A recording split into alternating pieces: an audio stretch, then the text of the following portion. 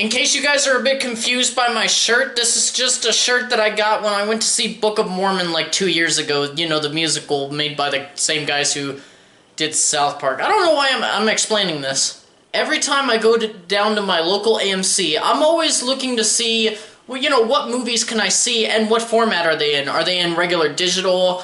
Are they in IMAX? Maybe the Dolby Cinema? Depending on the film and what I expect from it on a visual level, I'll most likely choose the Dolby Cinema because it's a fucking great theater. Probably not appropriate that I'm swearing while wearing Mormon-esque attire. Fuck!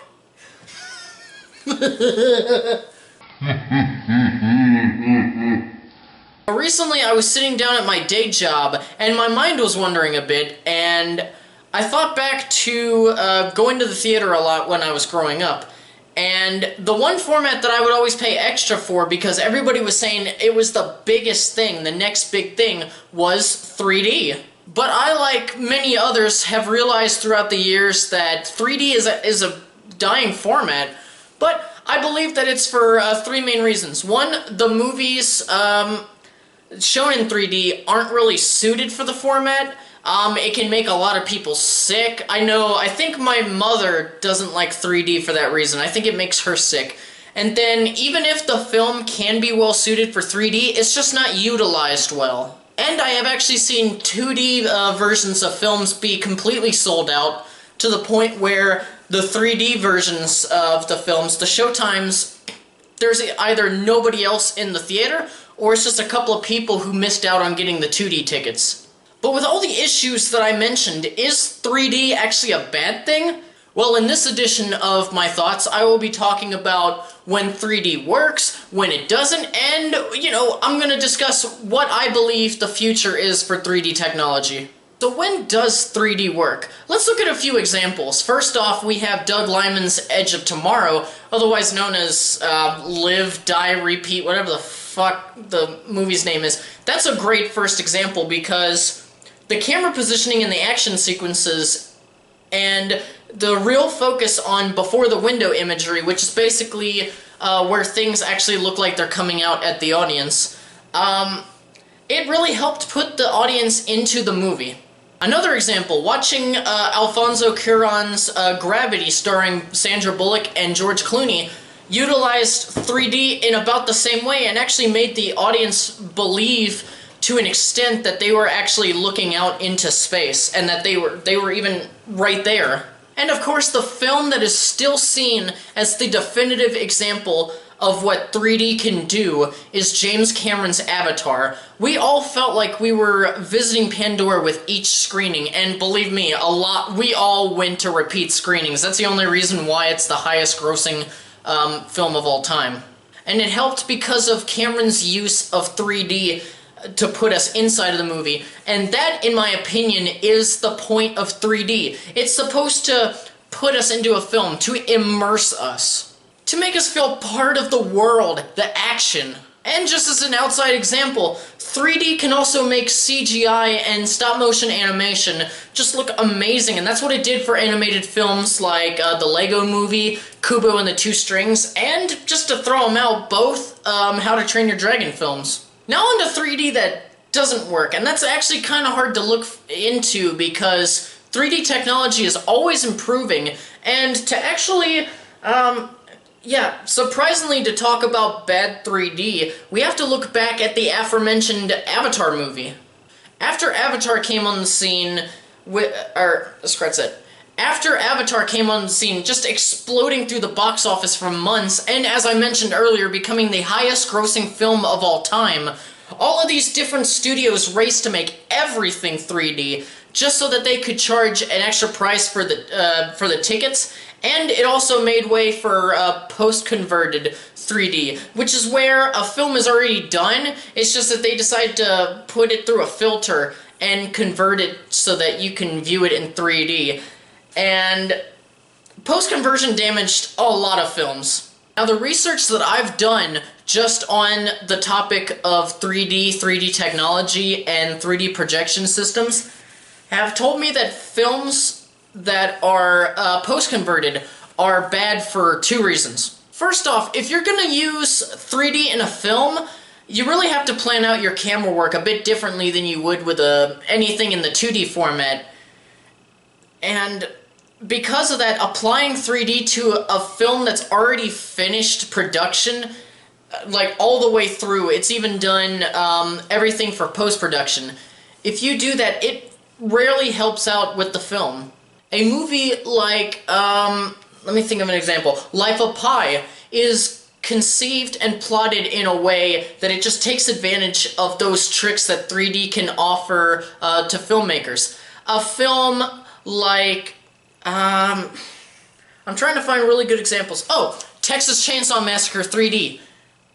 No. And speaking of Texas Chainsaw Massacre 3D, that moves me on to the second one, which is the absence of light being a detriment in general to 3D. To work properly, 3D needs saturation and brightness. That's why films like Spy Kids 3D and Shark Boy and Lava Girl worked as 3D films when they first came out. Sure, they're a little dated now with the CGI, but they still worked, and I do want to point that out, and they mainly worked because of the colors.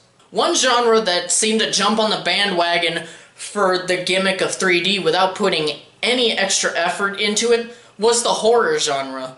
And that just doesn't work. Like most period films, horror films are behind the curve because they tend to focus on darker visual palettes, and it actually reduces the effectiveness of the 3D in said films. Especially because you're watching it behind slightly shaded glasses. Nighttime scares in horror movies often do not pop like a daytime scare would, and that's a problem. Another question to ask when it comes to 3D, what does it mean to shoot a movie in 3D as opposed to shooting it in 2D and then converting it, and really how big is the difference? Well, for some directors, they like to film using 3D stereoscopic cameras, which just basically creates two versions of the same image to create that immersive effect on one's eye. James Cameron, Alfonso Cuarón, and even Martin Scorsese have been known to do this. They commit to the 3D cameras, which is still a developing tool, and it's because they believe it's the most natural way of capturing imagery that's to be presented in 3D. And it's much harder because the industry is always experimenting with the tools, and as of now, the costs are a lot higher than doing it with a standard 2D format. So that's definitely a drawback to using those stereoscopic 3D cameras. For post-conversion, it's much easier, but less effective to shoot a film with traditional 2D cameras and then add in the 3D effects later, excuse me, during the post-production. But the mere act of the conversion actually opens up the doors to quite a few possible problems. Higher frame rates on certain movies can actually create visual hiccups, as I'm pretty sure most of us remember from when we saw the Hobbit movies in the theaters. At first I thought it was cool, but then I went to see it like a second and third time, and it actually started hurting my eyes because I could tell that something was wrong with the visuals, but I couldn't tell what was up with it. But in films like that, whenever the images are converted in post-production, the slightest tinge can create a sort of lag, which tricks the eye.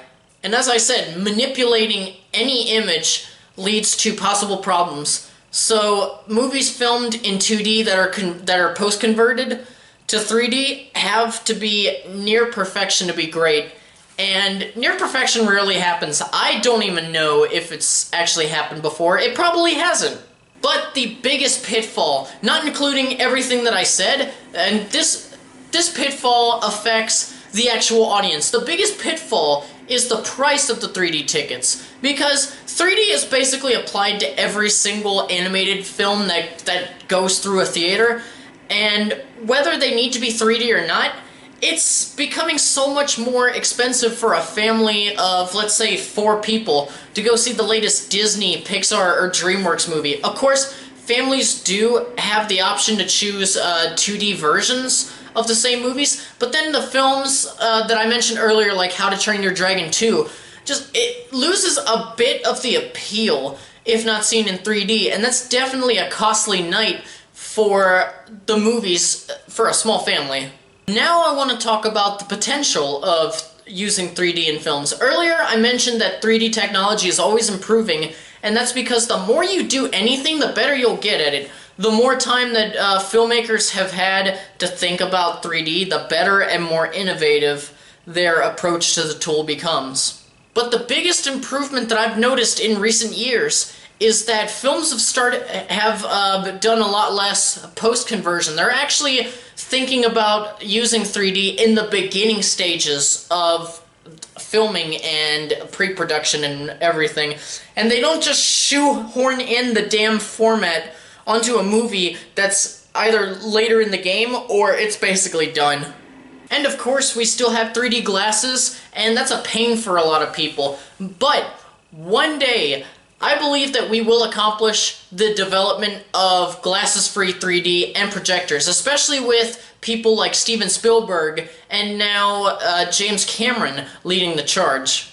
And I may actually know a way of how to do it. I'm not going to say that I'm an expert. I actually learned this from a man named John Schnepp. He's a member of Collider Movie Talk, which is another channel on YouTube. Anyway, go check that out. I really love the show. But one day, when they were talking about Avatar, the sequels, and how James Cameron wanted to do glasses-free 3D, he actually explained a way that you could do it, and I actually wrote it down. One second. Let me pull it up. Okay, he described it like this. You have standard frame rates of film, which is about 24 frames per second, or FPS, for your standard movie. Then you have those Hobbit films. When they came out in the theaters, they were 48 FPS. Humans see in about 120 FPS. So you can find a way to crank up, if you can find a way to crank up the frames per second to see in the screen where the film is projected on, we will perceive it like, how did I use it? Oh, we will perceive it like Harry Potter in the Sorcerer's Stone. You know, one side of the snake exhibit. That was a horrible way of describing. Okay, so just imagine you're at a zoo and you see an enclosure with glass. You can tell everything on the other side is real, is tangible. You just gotta get past the barrier. And it would honestly look like that. Yeah, like there's glass in our way, but that if the glass wasn't there, we would just be able to walk through. It will look as real as the distance between your face and your hand. Now, to end my rant, I do want to say what I think is the biggest potential for 3D. In the right hands, 3D can create just imaginative worlds that audiences will want to revisit time and time again. Now, truthfully, for me, I prefer when it comes to 3D, I prefer a 5-story version of IMAX, because we don't have that here. Or we do downtown, but it's mostly for educational films, so I can't watch an actual feature film in the large-ass IMAX screen. I prefer that as a visual tool, and specialized theater rooms like the Dolby, the one that I've talked about so many times in my other videos. But when used properly by creative storytellers, 3D can immerse us in unexpected worlds, and there's potential for eye-popping, memorable sequences for years to come. Well, that'll do it for me today. Thank you so much for watching and just listening to me ramble about 3D, which I know a lot of people don't care about 3D these days. Well, now it's your turn. Jump in the comments section down below and just tell me your opinions on the 3D format and the technology behind it. Do I have some good points, or do you think it's better to just die off? Also, please sure to subscribe if you haven't already for more reviews and content, and as always, thank you so much for watching, and farewell until the next video. Bye.